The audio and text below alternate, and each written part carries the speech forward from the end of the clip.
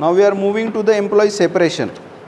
In that part, we are going for employee retirement. So we have covered salary, wages, incentives, and now fringe benefits. Okay? Separation from organization. Employee separates from organization. आता त्यातले दोन type असतात. एक असतं voluntary. Good.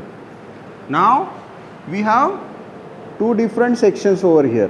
Quits सोडून देतो आपण job, right. And then we have retirement. Resignation दिल्यानंतर क्विट करता येतं. त्यानंतर we have involuntary discharges. Then we have lay off. Then we have VRS. VRSचा लॉन्ग फॉर्म काय आहे? So it is a voluntary, why it is there in the involuntary. ले सकते हो, पर यहाँ पे इनवॉलंटरी है ना. यहाँ पे उस नाम में वॉलंटरी तो वहाँ भी चाहिए ना. निकाल कौन रही है ये इम्पोर्टेंट है ना. पहला खुद से जा रहे हैं ना, तो वहाँ पे होना चाहिए ना. हाँ ठीक है ना, बेनिफिट्स मिलते हैं, पर छोड़ के क्यों जा रहे हैं? खुद से जा रहे हैं की कंपनी निकाल रही है? Company offers the VRS. बघू आपण ते. पहिल्या याच्यात क्विट जर झालं तर जे बेनिफिट भेटायला पाहिजे ते भेटणार नाही आहे. So it goes into the quit. But after certain period of time company also offers you VRS. So let's discuss about the quits.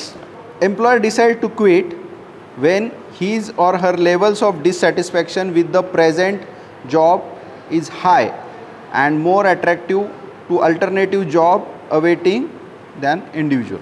A reason for dissatisfaction may be because of job itself or because of the job extrinsic factors like supervision, company policy, compensation, advancement opportunities, health, spouse relocation and like.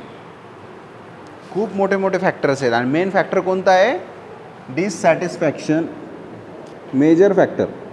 While we are discussing about the quits, it also goes with the hopping, where you try to switch to another company. So also have a term switch.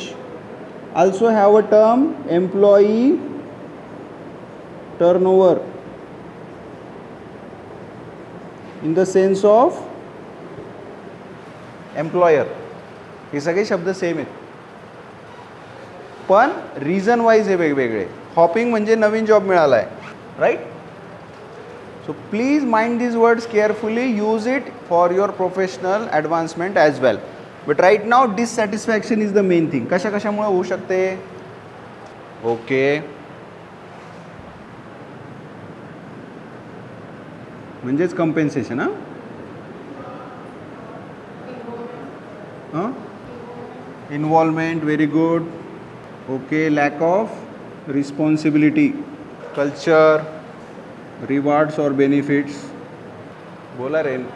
हां okay. Workload. हां मग त्यालाच मराठीत dissatisfaction म्हणता ना. तू इंग्लिशमध्ये बोलली. लिहू की इथं आपण. काय? फ्रस्ट्रेशन. अजून काय असतं? अँगर. अजून काय असतं? येडेवानी. Why we are discussing this point?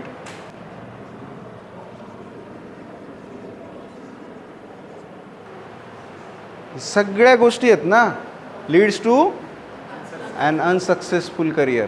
तुम्ही हे सगळे गाराने करताय. तुमच्याकडं ती नोकरी असताना दुसरे 2 जॉब ऑफर असले तरच तुम्ही सक्सेसफुल आहे.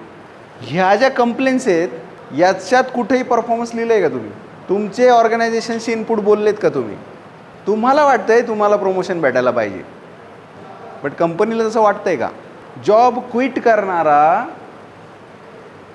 हा कधीच सक्सेसफुल नाही होत. स्विच करणार एक वेळ होईल, हॉप करणार एक वेळ होईल, पण क्विट करणार कधी सक्सेसफुल होणार. नाव व्हॉट अबाउट रिटायरमेंट? किती असती एज? 58 इयर्स. अंगणवाडी सेविका.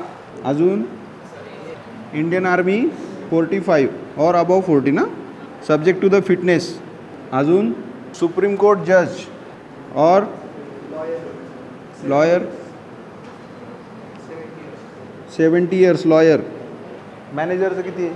हां 50 का 60 58 किंवा मॅनेजरचं राईट. खरं खरं as a manager you have that capability to retain your title. In the separation agenda, we already know that retirement could be extended for any manager in the sense he is recognized as emeritus. Voluntary मध्ये we have discussed quits and retirement. That's it for today. But if you have any questions, please ask.